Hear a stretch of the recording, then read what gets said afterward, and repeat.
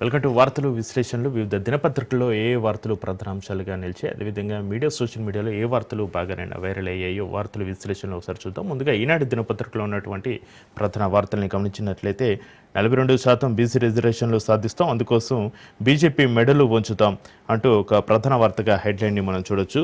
ఇక బీసీలో ముస్లింలను కలిపి రిజర్వేషన్లు కల్పించడంపై ఆ పార్టీది తొండి వాదన. గుజరాత్, ఉత్తరప్రదేశ్, మహారాష్ట్రలోనూ ముస్లింలకు రిజర్వేషన్లు. ఆ విషయం అమిత్ షా కూడా చెప్పారు.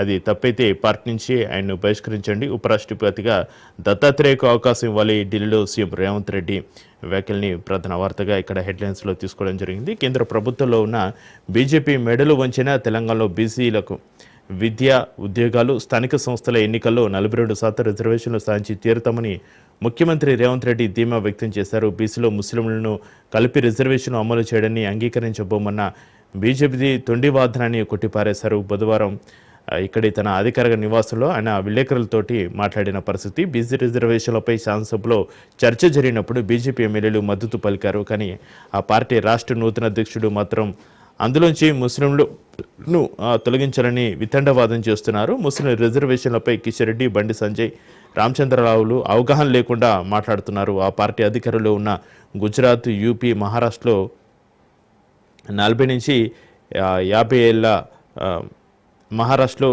40 నుంచి 50 ఏళ్ళ నుంచి ముస్లిం రిజర్వేషన్లను అమలవుతున్నాయి. ఇక హోంమంత్రి అమిత్ షా కూడా ఈ ఇంటర్వ్యూలో చెప్పారు, ఇది తప్పైతే ఆయనను బీజేపీ నుంచి బహిష్కరించండి లేదా సస్పెండ్ చేయండి. మోడీ పుట్టిన ప్రాతినిధ్యం వహిస్తున్న గుజరాత్, ఉత్తరప్రదేశ్, ఆర్ఎస్ఎస్ పుట్టిన మహారాష్ట్రలో ముస్లిం రిజర్వేషన్లు రద్దు చేసిన తర్వాతే తెలంగాణలో డిమాండ్ చేయాలి. ఆ పార్టీకి ధైర్యం ఉంటే ఆ 3 రాష్ట్రాల్లో ముస్లిం రిజర్వేషన్లను రద్దు చేసి చూపాలని సీఎం రేవంత్ రెడ్డి సవాల్ విసిరిన పరిస్థితి. ఇక ఆ రిజర్వేషన్ల విషయంలో ఎన్డీఏ కూటమిలోని మిగిలిన పక్షాలను కూడా సమన్వయం చేసుకుని కేంద్రంపై ఒత్తిడి తెచ్చి తెలంగాణ ప్రజలకు న్యాయం చేయడానికి నేను ఇక్కడికి వచ్చా. హైకోర్టు ఆదేశాల వరకు 30 రోజుల్లో స్థానిక సంస్థల రిజర్వేషన్ను నిర్ణయించి సెప్టెంబర్ 30 లోపు అన్ని ఎన్నికలు పూర్తి చేయాలని రాష్ట్ర ప్రభుత్వం కృతనిశ్చయంతో ఉంది. దాన్ని సాధించాలంటే రాష్ట్ర ప్రభుత్వం చేసిన బిల్లును కేంద్ర ప్రభుత్వం ఆమోదించాలి.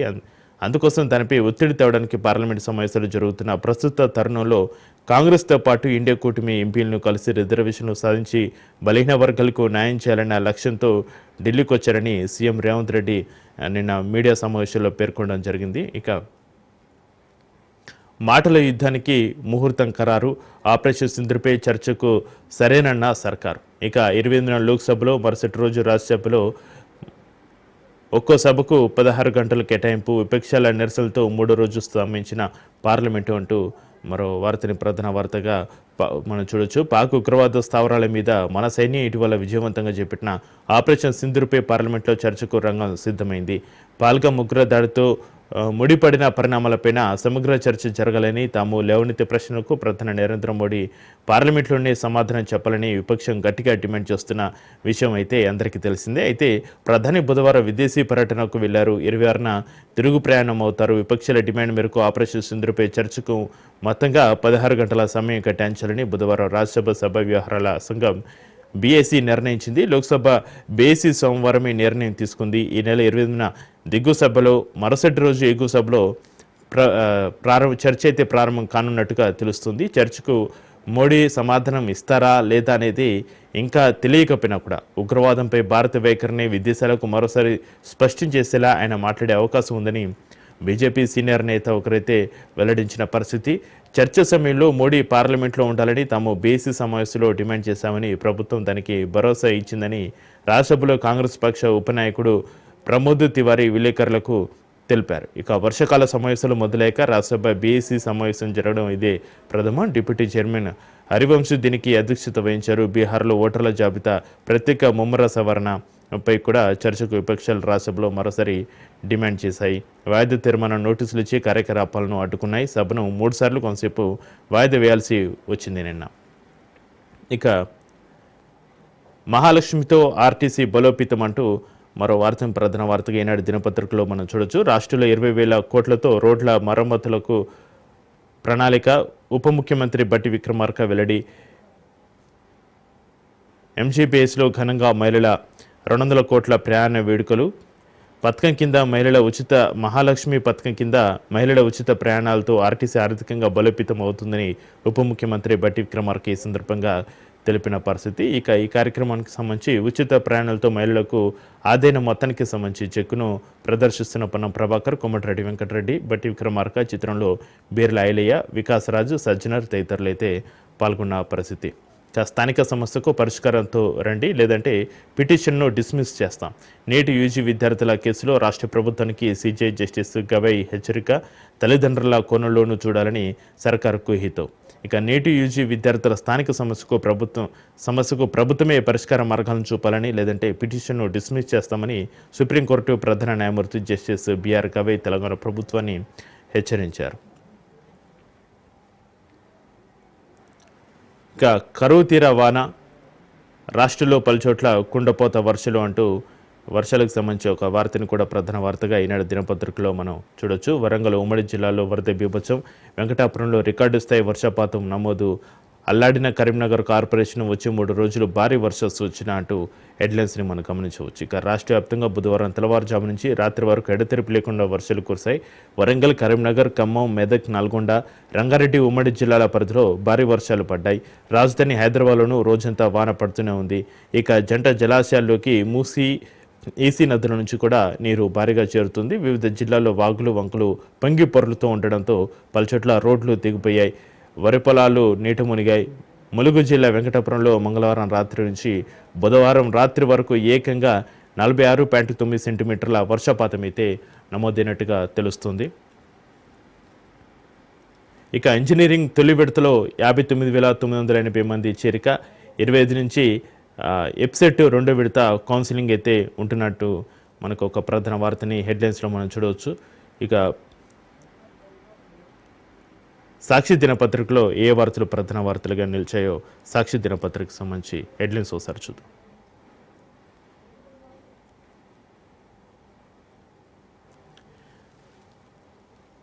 కేంద్రం మెడలు వంచుతాం, బీసీ రిజర్వేషన్లపై ముఖ్యమంత్రి రేవంత్ రెడ్డి అంటూ ప్రధాన వార్తగా హెడ్లైన్ని మనం గమనించవచ్చు. కాంగ్రెస్ అగ్రనేతలతో పాటు ఇండియా కూటమి నేతల మద్దతు కూడగడతాం, 42% రిజర్వేషన్లపై అన్ని పక్షాల సహకారంతో ఒత్తిడి పెంచుతాం, లొంగకపోతే ప్రధాని మోడీని దింపి మా నేతను కూర్చోబెట్టి సాధించుకుంటామంటూ సీఎం రేవంత్ రెడ్డి నిన్న ఢిల్లీలో ప్రెస్ మీట్లో వ్యాఖ్యల్ని ప్రధాన వార్తగా ఇక్కడ అన్ని దినపత్రికల్లో ప్రధాన వార్తగా తీసుకోవడం జరిగింది. ఢిల్లీలో మీడియా సమావేశంలో ముఖ్యమంత్రి ఈ వ్యాఖ్యలను చేయడం మనం చూడవచ్చు. ఇక సెప్టెంబర్ 30లోగా స్థానిక ఎన్నికలు, 42% రిజర్వేషన్ల అమలుకు కృతనిశ్చయంతో ఉన్నాం, ఇద్దరు పిల్లల నిబంధనను ఎత్తివేసే అంశాన్ని ప్రభుత్వం పరిశీలిస్తుంది, రిజర్వేషన్లపై నేడు పార్టీ ఎంపీలకు పవర్ పాయింట్ ప్రజెంటేషన్, ఓబీసీ నేత బండారు దత్తాత్రేయను ఉపరాష్ట్రపతిని చేయాలన్న సీఎం, ఫోన్ ట్యాపింగ్ కేసులో సిటీ విచారణకు పిలిస్తే వెళ్తానని సీఎం వెల్లడి. ఇక రాష్ట్రంలో బీసీ రిజర్వేషన్ల అమలుపై కేంద్ర మెడలు వంచి తీరుతామని సీఎం రేవంత్ రెడ్డి అన్నారు. ఈ అంశంలో కేంద్రాన్ని ఒప్పించేలా కాంగ్రెస్ అగ్రనేతలతో పాటు ఇండియా కూటమి పక్షాల నేతల మద్దతును సైతం కూడగడతామని సీఎం రేవంత్ రెడ్డి నిన్న ప్రెస్ మీట్ పెట్టి మరి వారు వాగ్దానం చేయడం జరిగింది. ఇక రాత్రికి రాత్రే అడవులపై బుల్డోజర్లు ఎందుకు అంటూ మరో హెడ్లైన్ని కూడా మనం ప్రధాన వార్తగా సాక్షి దినపత్రికలో చూడవచ్చు. అంతా ఆవశ్యకత ఏమొచ్చిందంటూ రాష్ట్ర ప్రభుత్వం పైన సుప్రీం ఆగ్రహం వ్యక్తం చేసిన పరిస్థితి. దానికి సంబంధించి హెడ్లైన్స్ గమనించినట్లయితే వారాంతంలో అటవీ భూమిని ధ్వంసం చేయాల్సిన అవసరం ఏంటి, అటవీ భూమిని కాపాడాల్సిన బాధ్యత ప్రభుత్వానిదే, అడవులను సంరక్షించాలా లేదా మీ అధికారులను జైలుకు పంపాలా అనేది మీరే నిర్ణయించుకోండి. కంచగచ్చిబౌలి కేసులో సీజే జస్టిస్ బిఆర్ గవే వ్యాఖ్యలు ప్రస్తుతం పనులు నిలిపివేసినట్లు తెలిపిన ప్రభుత్వ న్యాయవాది సింఘ్వి. అయితే రాత్రికి రాత్రి 30 నుంచి 40 బుల్డోజర్లను పెట్టి అడవులో చెట్లను నరికివేసి సుస్థిర అభివృద్ధి కోసమేనని సమర్థించుకోలేరని సుప్రీంకోర్టు ప్రధాన న్యాయమూర్తి జస్టిస్ బిఆర్ గవే ఘాటి వ్యాఖ్యలు చేశారు. ఇక్కడ ఉన్న అటవీ భూమిని అంత తొందరగా ధ్వంసం చేయాల్సిన అవసరం ఏమిటని రాష్ట్ర ప్రభుత్వాన్ని నిలదీశారు. అటవీ సంరక్షణకు చర్యలు తీసుకోవాల్సిన బాధ్యత ప్రభుత్వందేనంటూ సున్నితంగా హెచ్చరించిన పరిస్థితి. కంచగచ్చిబౌలి భూముల వ్యవహారంపై బుధవారం ప్రధాన న్యాయమూర్తి సీజే జస్టిస్ బిఆర్ గవే నేతృత్వంలో Justice K Vinod Chandran, Justice Joymalya బాగ్జీలతో కూడిన ధర్మాసనం విచారణ చేపట్టింది. రాష్ట్ర ప్రభుత్వం తరపున సీనియర్ న్యాయవాది అభిషేక్ మణి సింఘ్వి, మేనక గురుస్వామి, బీదా చేంజ్ వెల్ఫేర్ సొసైటీ తరపున సీనియర్ న్యాయవాది దామస్ శేషాద్రి నాయుడు, ఇక పి మోహిత్ రావు, మరో పిటిషనర్ తరపున నిరంజన్ రెడ్డి తదితరులు అయితే పాల్గొనడం జరిగింది. ఇక కేసుకి 18.51 టీఎంసీలు చాలు, మిగిలిన 26.59 టీఎంసీలను మాకు కేటాయించింది కృష్ణా ట్రిబ్యునల్ 2 ఎదుట తెలంగాణ వాదనలు అయితే వినిపించిన పరిస్థితి. దానికి సంబంధించిన వార్తను కూడా ప్రధాన వార్తగా సాక్షి దినపత్రికలో చూడొచ్చు. ఇక రాష్ట్రమంతా కుండపోత, హైదరాబాద్ సహా పలు జిల్లాలు అతలాకుతలం అంటూ నిన్న వర్షానికి సంబంధించి వార్త కూడా హైలైట్గా అన్ని దినపత్రికల్లో నిలవడం జరిగింది. కరీంనగర్ జలమయ, భద్రాచలం వద్ద ఉధృతంగా ప్రవహిస్తున్న గోదావరి, నీటి మునిగిన పర్ణశాలలోని సీతమ్మ నారచెర్ల ప్రాంతం సీతమ్మ విగ్రహం, ఉమ్మడి వరంగల్ జిల్లా ఏజెన్సీలో ఉప్పొంగిన వాగులు వంకలు, పిడుగుపాటుకు యువకుడు మృతి, ఈతకు వెళ్లిన బాలుడు, చేపల వేటకు వెళ్లిన వ్యక్తి గల్లంతైన పరిస్థితి. ఇక ఉత్తర తెలంగాణకు భారీ వర్ష సూచన, 6 జిల్లాలకు రెడ్ అలర్టు జారీ. ఇక పోలవరం వద్ద 651 టీఎంసీల మిగులు, తెరపైకి ఏపీ సరికొత్త వాదన, కేవలం 200 టీఎంసీల తరలింపునకే గోదావరి పనకచర్ల అనుసంధానం, బొల్లపల్లి రిజర్వేర్ సామర్థ్యం 200 టీఎంసీలకు పెంచుకోవచ్చు, తమ రాష్ట్రానికి వచ్చే జలాలు తమవేనని స్పష్టీకరణ, బనకచర్లపై సిడబ్ల్యూసీ క్వరీలకు ఏపీ ప్రభుత్వం సమాధానాలు అంటూ ఒక వార్తను కూడా మనం ఈ వార్తను ప్రధాన వార్తగా మనం చూడొచ్చు. ఇక 4 ఏళ్ల స్థానికత నిబంధన పక్కకు. ఇక నీట్ కౌన్సిలింగ్కు ఆ విద్యార్థులను అనుమతించాలి, కాలేజీ యూనివర్సిటీకి హైకోర్టు ఆదేశం, తుది ఉత్తర్వుల మేరకే సీట్ల కేటాయింపు ఉంటుందని స్పష్టీకరణ, తదుపరి విచారణ ఈ నెల 30కి వాయిదా వేసినట్లుగా వార్తను మనం గమనించవచ్చు. అసెంబ్లీకి ప్రీ ఫైనల్, స్థానిక ఎన్నికలపై BRS working president KTR, party కోసం కష్టపడిన క్యాడర్ను గెలిపించుకుంటాం, కాంగ్రెస్పై ఉన్న వ్యతిరేకతను అందిపుచ్చుకోవాలి, పోలీసులు కాంగ్రెస్ పార్టీ కార్యకర్తలా పనిచేస్తున్నారు, గులాబీ జెండా ఎగిరితే అధికారుల వైఖరిలో మార్పు వస్తుందని వెల్లడి, బీఆర్ఎస్లోకి వికారాబాద్, సిరిపూర్ నుంచి చేరికలు. ఇక త్వరలో జరిగే స్థానిక సంస్థల ఎన్నికలు అసెంబ్లీ ఎన్నికలకు ప్రీ ఫైనల్ లాంటివని బీఆర్ఎస్ వర్కింగ్ ప్రెసిడెంట్ కేటీఆర్ చెప్పారు. పార్టీ యంత్రాంగం ఈ ఎన్నికలను ప్రతిష్టాత్మకంగా తీసుకోవాలని వారు పిలుపునిచ్చారు. కాంగ్రెస్ ప్రభుత్వం చేస్తున్న మోసాలను ఇంటింటికి తిరిగి వివరించాలన్నారు. పార్టీ కోసం కష్టపడిన క్యాడర్ను గెలిపించుకుంటామని భరోసా ఇచ్చారు. ఇక ఆర్డినెన్స్ చుట్టే అంత, స్థానిక రిజర్వేషన్ల పెంపై తొలగని సందిగ్ధత, ఇప్పటి వరకు వెలువడని ఆర్డినెన్స్ ఇంకా రాజ్భవన్కే చేరలేదంటూ అధికార వర్గాల్లో చర్చ, ఏజీని గవర్నర్ పిలిపించి ఆరా తీశారనే ప్రచారం, ఎన్నికల సన్నాహాల్లో రాష్ట్ర ఎన్నికల సంఘం, పంచాయతీ రాజ్ శాఖకు సంబంధించిన ఈ వార్తను కూడా మనం గమనించవచ్చు సాక్షి దినపత్రికలో. ఇక ఆంధ్రజ్యోతిలో ఏ వార్తలు ప్రధాన వార్తలుగా నిలిచాయో ఆంధ్రజ్యోతి మెయిన్ ఎడిషన్ ఒకసారి చూద్దాం.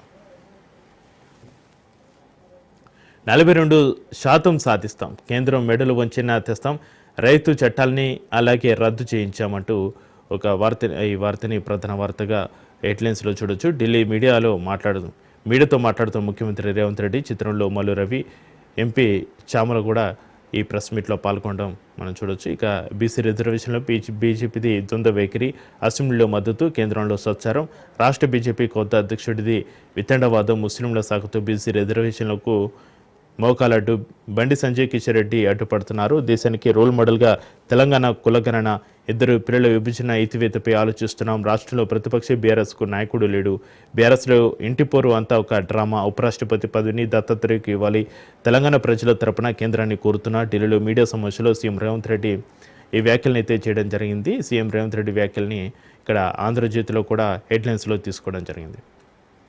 ఇంకా అది అటవీ భూమి కానే కాదు అంటూ నిన్న ఒక వార్త కూడా మనం ప్రధాన వార్తగా చూడొచ్చు. కేంద్ర సాధికారత కమిటీ తప్పుడు అంచనాలతో ఆ నిర్ధారణకు వచ్చింది. ఏ చట్టం ప్రకారమైనా కంచగచ్చిబౌలి ప్రాంతాన్ని అటవీ భూమిగా వర్గీకరించడం, గతంలో సుప్రీం తీర్పు ఇదే చెప్పింది. సుప్రీంకోర్టుకు తాజాగా సమర్పించిన సమగ్ర అఫిడవిట్లో రాష్ట్ర ప్రభుత్వం వెల్లడి, అఫిడవిట్పై స్పందించేందుకు సమయం కోరిన అమికస్ క్యూరీ తదుపరి విచారణ 13కి వాయిదా వేసినట్టుగా మనం ఈ వార్తని ప్రధాన వార్తగా చూడొచ్చు. ఇక విద్యార్థులను అనుమతించండి, వరుసగా 4 ఏళ్లు తెలంగాణలో చదువుకున్న వైద్య కోర్సులో దరఖాస్తు చేసుకునివ్వండి అంటూ హైకోర్టు నిన్న వ్యాఖ్యానించడం జరిగింది. దానికి సంబంధించి వార్తను కూడా ఒక వార్తని అయితే మనం ప్రధాన వార్త చూడొచ్చు. రాజ్నాథ్ లేదా నడ్డా కొత్త రాష్ట్రపతిగా వీరిలో ఒకరికి ఛాన్స్, బీజేపీ వర్గాల్లో చర్చ, మోడీ షాకు నమ్మదగ్గ నేతలుగా రాజ్నాథ్, నడ్డాకు గుర్తింపు, పరిశీలో Maharashtra governor C P Radhakrishnan, Bihar CM Nitish Kumar, deputy chairman Harivansh పేర్లైతే పరిశీలనలో ఉన్నాయని అన్నట్టుగా మనకి తెలుస్తుంది. ఇక నమస్తే తెలంగాణలో ఏ వార్తలు ప్రధాన వార్తలుగా నిలిచాయో హెడ్లైన్స్ ఒకసారి.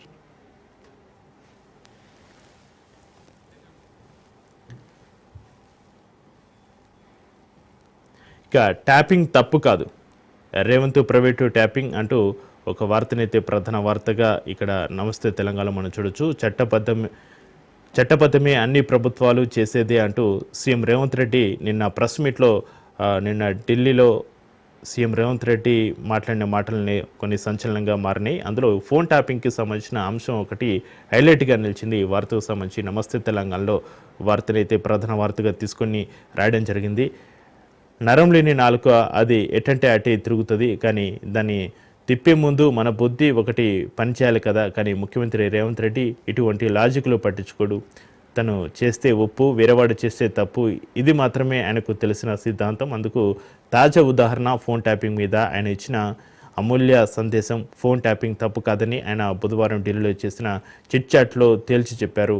అన్ని ప్రభుత్వాలు ఫోన్ ట్యాపింగ్ చేస్తాయని, ప్రస్తుతం తమ ప్రభుత్వం కూడా చేస్తున్నదని ఆయన అంగీకరించాడు. తద్వారా రాష్ట్రంలో రేవంత్ ప్రభుత్వం ఫోన్ ట్యాపింగ్కు పాల్పడుతుందంటూ నమస్తే తెలంగాణ ప్రచురించిన కథనాలను ఆయన ధృవీకరించారు. మరి ఫోన్ ట్యాపింగ్ చట్టవిరుద్ధం కాకపోతే ఎన్నికల ముందు నుంచి నిన్న మొన్నటి దాకా ముఖ్యమంత్రి మొదలుకొని గల్లీ కాంగ్రెస్ లీడర్ దాకా బీఆర్ఎస్పై చేసిన దుష్ప్రచార సంగతి ఏమిటి? రాష్ట్రం కోసం, దేశం కోసం చట్టబద్ధత వ్యవహారాల్లోని పాల్గొని ఇక రేవంత్ చేసిన అపనిందుల వల్ల నిందితులుగా మారి విచారణ పేరుతో చెయ్యని నేరానికి జైలుకెళ్లిన పోలీసు అధికారుల సంగతి ఏమిటి? వారి కుటుంబాలు అనుభవించిన మానసిక క్షోభకు ఎవరు జవాబు చెప్తారు అంటూ నమస్తే తెలంగాణలో ఈ వార్తని ప్రధాన వార్తగా రాయడం జరిగింది. తాను చేస్తే ఒప్పు, ఇతరులైతే తప్ప అంటూ కూడా మరో హెడ్లైన్ మనం గమనించవచ్చు. ఫోన్ ట్యాపింగ్పై బీఆర్ఎస్ను బదనం చేసిన రేవంత్ రెడ్డి ఇప్పుడు ఫోన్ ట్యాపింగ్ తప్పు కాదంటూ సమర్థన. ఇది ఇల్లీగల్ కానప్పుడు కేసులెందుకు, దర్యాప్తులెందుకు? అధికారులకు, వారి కుటుంబాలకు క్షమాపణలు చెప్పరా? సీఎం వ్యాఖ్యలపై వెలువెత్తుతున్న విమర్శల్ని కూడా మనం గమనించినట్లయితే తాను చేస్తే ఒప్పు, ఇతరులు చేసే తప్పు అన్నట్టుగా ఉంది సీఎం రేవంత్ రెడ్డి.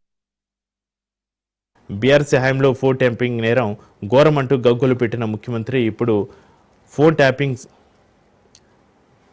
అసలు తప్పే కాదని తేల్చి చెప్పిన పరిస్థితి. తమ ప్రభుత్వం కూడా ఫోన్లు ట్యాపింగ్ చేస్తున్నదని పరోక్షంగా అంగీకరించారు. గతంలో బీఆర్ఎస్ ప్రభుత్వం ఫోన్లు వింటున్నది, ట్యాప్ చేస్తుందంటూ ఎన్నికల ముందు, తర్వాత బీఆర్ఎస్పై తీవ్రస్థాయిలో ఆరోపణలు చేశారు. ఫోన్ ట్యాపింగ్కు సంబంధించిన బీఆర్ఎస్పై రేవంత్ రెడ్డి చేయని దుష్ప్రచారం లేదు, పెట్టని కేసు లేదు. ఒక విధంగా బీఆర్ఎస్ను, కేసీఆర్ కుటుంబాన్ని భద్రం చేసేందుకు సీఎం రేవంత్ రెడ్డి అంశాన్ని రాజకీయ అస్త్రంగా ఉపయోగించుకున్నటువంటి పరిస్థితులనైతే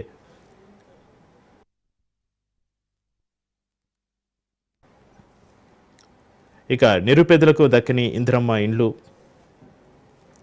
ఇందుకు ప్రభుత్వ నిబంధనలే ప్రధాన అడ్డంకి. ఇంటి మొత్తాన్ని 7.5 లక్షలకు పెంచాలి. ఎల్బీనగర్లో పోటీ చేసి మంత్రి పదవి ఇస్తామన్నారు. మరోసారి ఎమ్మెల్యే కోమటిరెడ్డి హాట్ కామెంట్స్ను కూడా నమస్తే తెలంగాణలో మనం మెయిన్ పేపర్లో చూడొచ్చు. ఇక రేవంత్ రెడ్డి సర్కారు నిర్వాహకం ఇది. కీలక నేతలు, ప్రజాప్రతినిధులపై నిఘా, పోలీసులకు అప్పగిస్తే ఇబ్బందులని జాగ్రత్త, మంత్రులు ఇతరులకు చెప్తారని భయం. ఫోన్ ట్యాపింగ్ ప్రస్తుతం రాష్ట్రంలో ప్రభుత్వ వర్గాలను కుదిపేస్తున్న అంశం ఇది. అధికార దర్పం దేవుడెరుగు. ఇక మంత్రులు, ఎమ్మెల్యేలతో పాటు కాంగ్రెస్లోని కీలక నేతలంతా నేడును సైతం నమ్మలేని భయాందోళనలో కొట్టిమిట్టాడుతున్నారు. ఏ ఇద్దరు కలిసిన దీనిపైనే చర్చ జరుగుతుండడంతో అసలు ఫోన్ ట్యాపింగ్పై కూపీ లాగేందుకు ప్రయత్నించిన కొందరు కీలక మంత్రులు షాకు గురయ్యే వాస్తవాలు వెల్లడైనట్టుగా తెలిసింది. ముఖ్య నేత ప్రధాన అనుచర గణం చేతిలో ఈ వ్యవస్థ పనిచేస్తుందని విన్నవారికి దిమ్మ తిరిగినట్టు సమాచారం. ఇందుకోసం అత్యాధునిక పరికరాలు దిగుమతి చేసుకున్న సదరు గణం నగరంలోని 2 ప్రాంతాల్లో వాటిని ఏర్పాటు చేసి ఫోన్ ట్యాపింగ్ కొనసాగిస్తున్నట్టు తేలింది. గతంలో ముఖ్య నేతకు సంబంధించిన సోషల్ మీడియాను నిర్వహించిన వ్యక్తి ఇప్పుడు ఫోన్ ట్యాపింగ్ బాధ్యతలు నిర్వహిస్తున్నట్టు సమాచారం. ధనుష్ టు పెద్దరాయుడు, పెద్దరాయుడు టు ధనుష్ అన్నట్టు ఆ వ్యక్తి కేవలం బాస్ సూచనలను పాటిస్తూ ఆయనకే నేరుగా రిపోర్టు చేస్తున్నట్టుగా అయితే తెలుస్తుంది. దీంతో కించిత్తు లీకేజ్ లేకుండా వ్యవహారం అంతా గుట్టుగా సురక్షితంగా సాగుతున్నటువంటి ఒక కథనాన్ని అయితే నమస్తే తెలంగాణలో మనం చూడొచ్చు. ఇక డయేరియాతో 2 మృతి. కామారెడ్డి జిల్లా దేమి గ్రామంలో ఈ ఘటన. 3 రోజులుగా వాంతులు విరుచాలతో గ్రామస్తులకు అస్వస్థత, డయేరియా మరణాలతో రాష్ట్రంలో కలకలం అంటూ ఒక వార్తని ప్రధాన వార్తగా చూడొచ్చు. ఇక దంచుకొట్టిన వాన. రాష్ట్ర వ్యాప్తంగా కుండపోత వర్షాలు. ములుగు జిల్లా వెంకటాపురంలో అత్యధికంగా 25.82 సెంటీమీటర్ల వర్షపాతం. 3 రోజులు అతి భారీ వర్షాలకు అవకాశం. పలు జిల్లాలకు ఆరెంజ్, ఎల్లో అలర్ట్లు అంటూ భారీ వర్షాలకు సంబంధించిన వార్తను కూడా ప్రధాన వార్తగా నమస్తే తెలంగాణలో తీసుకోవడం జరిగింది. ఇక మోదీపై ధన్ఖడ్ ఖడ్, ఇక మోడీపై ధనాధన్ ఖడ్ అంటూ ఒక హెడ్లైన్ని తీసుకోవడం జరిగింది. అవిశ్వాస హెచ్చరికలను రాజీనామాతో బదులిచ్చిన జగదీప్ ధన్ఖడ్, నరేంద్ర మోడీతో పసుగక్కనే ఉపరాష్ట్రపతి రాజీనామా. దీంతో పొడి పదాలతోనే ధన్ఖడ్కు మోడీ వీడ్కోలు. దేశ సేవ చేయడానికి తాము అవకాశం ఇచ్చినట్టు ట్వీట్. మోడీ ట్వీట్లో చిరాకు కోపం ఉందన్న బీజేపీ నేతలు. రైతు సమస్య నుంచి జస్టిస్ వర్మ నోట్ల కట్టల కేసు వరకు మోడీ సర్కారుకు వ్యతిరేకంగా ధన్ఖడ్ గలం విప్పారు అంటూ ఒక హెడ్లైన్ని ఒక ప్రధాన వార్తగా ఇక్కడ హైలైట్ చేయడం జరిగింది. ప్రధాని మోడీతో పసుగకపోవడం వల్లే ఉపరాష్ట్రపతి పదవి ధన్ఖడ్ రాజీనామా చేసినట్టుగా సంబంధిత వర్గాలు అయితే చెబుతున్నాయి. జస్టిస్ యశ్వంత్ వర్మ ఉదంతంతో ఇది పతాక స్థాయికి చేరిందని అంటున్నాయి. నోట్ల కట్టలు కేసులో జస్టిస్ యశ్వంత్ శర్మ అభిశంసనకు సంబంధించిన చర్యలకు నేతృత్వం వహించాలని అధికార బీజేపీ అనుకున్నది. ఈ క్రమంలోనే సోమవారం లోక్సభలో చర్యలకు ఉపక్రమించింది. అయితే రాజ్యసభలో విపక్షాలు ఇదే విషయాన్ని తొలుత లేవనెత్తడం, తమతో చర్చించకుండానే ధన్ఖడ్ విపక్షాలకు అనుకూలంగా నిర్ణయం తీసుకోవడం మోడీకి రుచించలేదని సంబంధిత వర్గాల ద్వారా తెలుస్తోంది. ఇది ప్రధానంగా ఆయన రాజీనామా చేయడానికి ప్రధాన కారణంగా అంటూ కూడా వెల్లడిస్తున్న పరిస్థితి. ఇక వెలుగు దినపత్రికలో ఏ వార్తలు ప్రధాన అంశాలుగా నిలిచాయి? వెలుగు దినపత్రిక హెడ్లైన్స్ ఒకసారి చూద్దాం. జోరుగా వానలు, రాష్ట్ర వ్యాప్తంగా ఎడతెరిపి లేకుండా కురుస్తున్న వర్షాలు అంటూ హెడ్లైన్ని మనం చూడొచ్చు. ములుగులో 25.5 సెంటీమీటర్ల వర్షపాతం నమోదు. భూపాలపల్లి, భద్రాద్రి జిల్లాలోనూ దంచుకొట్టిన వాన. సూర్యాపేట, మంచిర్యాల, కరీంనగర్లో అతి భారీ వర్షాలు. హైదరాబాద్ సహా అన్ని సిటీలలో రోజంతా ముసురు. రాష్ట్రమంతా నేడు భారీ వానలు. ములుగు, భూపాలపల్లి జిల్లాలో అతి భారీ వర్షాలు. ఆరెంజ్ అలర్ట్ జారీ చేసినట్టుగా తెలుస్తుంది. ఇక ఈ వార్తతోటి అటవీ భూములు కావు, ప్రభుత్వ భూములే. గచ్చిబౌలి ల్యాండ్స్పై సుప్రీం మరోసారి స్పష్టం చేసిన రాష్ట్ర సర్కార్. ఇక అటవీ భూములు కావు, ప్రభుత్వ భూములే అంటూ ఈ హెడ్లైన్ని వెలుగు దినపత్రికలో కూడా వార్తను ప్రధాన వార్తగా హెడ్లైన్లో తీసుకోవడం జరిగింది. బీజేపీ మెడలు వంచిన బీసీ రిజర్వేషన్లు బిల్లుల ఆమోదానికి రాహుల్ ఖర్గేతో కలిసి కేంద్రంపై ఒత్తిడి తెస్తాం, ఇండియా కూటమి నేతలను కలిసి మద్దతు కూడగడతామంటూ సీఎం రేవంత్ రెడ్డి ఢిల్లీలో ప్రెస్ మీటింగ్కి సంబంధించిన వార్తను కూడా వెలుగు దినపత్రికలో కూడా హెడ్లైన్లో తీసుకోవడం జరిగింది ప్రధాన వార్తగా. ఇక దేశంలో ఓట్ల దొంగతనం, ప్రజలకు ఈసీకి ఆధారాలతో వివరిస్తాం. రాహుల్ గాంధీ. కర్ణాటకలో జరిగిన సర్వేలో ఓట్ల చోరీ బయటపడింది. దీనిపై గల్లు నుంచి ఢిల్లీ దాకా పోరాడతామని వెల్లడి. సీజ్ ఫైర్ చేయడానికి ట్రంప్ ఎవరు? ఆయన కామెంట్లపై ప్రధాని మోడీ ఎందుకు నోరు విప్పడం లేదని కూడా ఒక ప్రశ్న అయితే నిన్న లేవనెత్తడం జరిగింది. పార్లమెంట్ ఆవరణంలో నిరసన తెలుపుతున్న ఇండియా కూటమి ఎంపీలు. ఇది మనం వార్తను కూడా ప్రధాన వార్తగా మనం గమనించవచ్చు. ఇక రేపు రాష్ట్ర కేబినెట్ భేటీ. స్వతంత్ర నిపుణుల కమిటీ కులగణన నివేదికపై చర్చించనున్న మంత్రివర్గం. బీసీ రిజర్వేషన్లు, గోవుల సంరక్షణ, గిగ్ వర్కర్ల సంక్షేమంపైన చర్చించే ఛాన్స్ ఉన్నట్టు కూడా తెలుస్తుంది. ఈ వార్తని ప్రధాన వార్తగా తీసుకోవడం జరిగింది. కేసీ కెనాల్ ద్వారా ఏపీ భారీ లూటీ అంటూ మరో వార్తను కూడా హెడ్లైన్లో తీసుకోవడం జరిగింది. ఇక సోషల్ మీడియాలో కొన్ని దినపత్రికల్లో హైలైట్గా నిలిచిన కొన్ని వార్తల్ని ఇప్పుడు ఒకసారి చూద్దాం.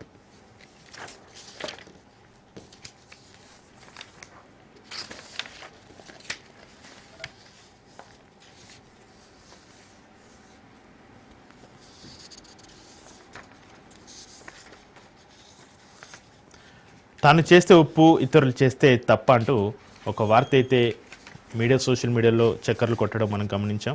అయితే ఈ వార్త అయితే ప్రస్తుతం వైరల్గా మారుతున్న పరిస్థితి. ఫోన్ ట్యాపింగ్ తప్పు కాదు, చట్ట వ్యతిరేకం కాదు అని ప్రభుత్వాలు చేస్తున్నదే. బీఆర్ఎస్ హయాంలో నా ఫోన్ ట్యాప్ కాలేదు, అయ్యి ఉంటే నన్ను విచారణకు పిలిచేవారు కదా. ఢిల్లీలో మీడియాలో సీఎం రేవంత్ రెడ్డి చిట్చాట్ అయితే చేశారు. తెలంగాణలో ఫోన్ ట్యాపింగ్ అంశం వివాదాస్పదమైన నేపథ్యంలో సీఎం రేవంత్ రెడ్డి సంచలన వ్యాఖ్యలు అయితే చేశారు. ఫోన్ ట్యాపింగ్ చేయడం చట్ట వ్యతిరేకమేమీ కాదని, ఇది అన్ని ప్రభుత్వాలు చేస్తుందని చెప్పారు. తమ ప్రభుత్వం కూడా ఫోన్ ట్యాపింగ్ చేస్తున్నదని పరోక్షంగా అంగీకరించారు. ఫోన్ ట్యాపింగ్ చేసేందుకు అనుమతి తీసుకోవాల్సి ఉంటుందని, దానికి ఒక పద్ధతి ఉంటుందని తెలిపారు. ఢిల్లీ పర్యటనలో ఉన్న సీఎం బుధవారం మీడియాతో చిట్చాట్ చేశారు. బీఆర్ఎస్ ప్రభుత్వ హయాంలో తన ఫోన్ ట్యాపింగ్ కాలేదని వెల్లడించిన పరిస్థితి. ఒకవేళ తన ఫోన్ ట్యాప్ అయి ఉంటే సిటీ విచారణకు తనను పిలిచేవారు కదా అని ప్రశ్నించారు. ఇప్పటి వరకు తనను విచారణకు పిలవలేదు అంటే తన ఫోన్ ట్యాప్ కనెక్టే కదా అని అన్నారు. ఫోన్ ట్యాపింగ్ ఆరోపణలపై దర్యాప్తునకు సిటీ ఏర్పాటు చేశామని తెలిపారు. ప్రస్తుతం దర్యాప్తు కొనసాగుతుందని, సిటీ అధికారులు తాను నియంత్రించలేనని చెప్పిన పరిస్థితి. ఇది ఇక్కడ ఒక కార్డులను కూడా మనం గమనించవచ్చు. ఇది మనం ట్యాప్ చేయాల్సిన ఫోన్ నెంబర్లు, అవి బీఆర్ఎస్పై మనం పెట్టాల్సిన ఫోన్ ట్యాపింగ్ కేసులు అంటూ ఒక కార్టూన్ని కూడా మనం ఈ దినపత్రికలో మనం గమనించవచ్చు. తప్పు కాదనిపిస్తుంది, ఫోన్ ట్యాపింగ్ చట్ట వ్యతిరేకం కాదని తప్పు కాదని ఆయన స్వయంగా వెల్లడించారు. కాకపోతే అనుమతి తీసుకొని చేయాల్సి ఉంటుందని సెలవిచ్చారు. ఈ మేరకు ఢిల్లీలో బుధవారం ఆయన మీడియాతో చిచ్చట్లే వ్యాఖ్యలు చేయడం కూడా మనం గమనించవచ్చు. కాంగ్రెస్ మంత్రుల ఫోన్ ట్యాప్ అందుకే తప్పు కాదు వాదన. నెల కొద్ది రోజుల్లో మంత్రులు, ఎమ్మెల్యేలు, ఇతర ముఖ్య నేతల ఫోన్ ట్యాపింగ్ అవుతున్న చర్చ అయితే జోరుగా జరుగుతుంది. ఇందుకు బలం చేకూర్చేలా అనేక మాటలు కూడా బయటకు వస్తున్నాయి.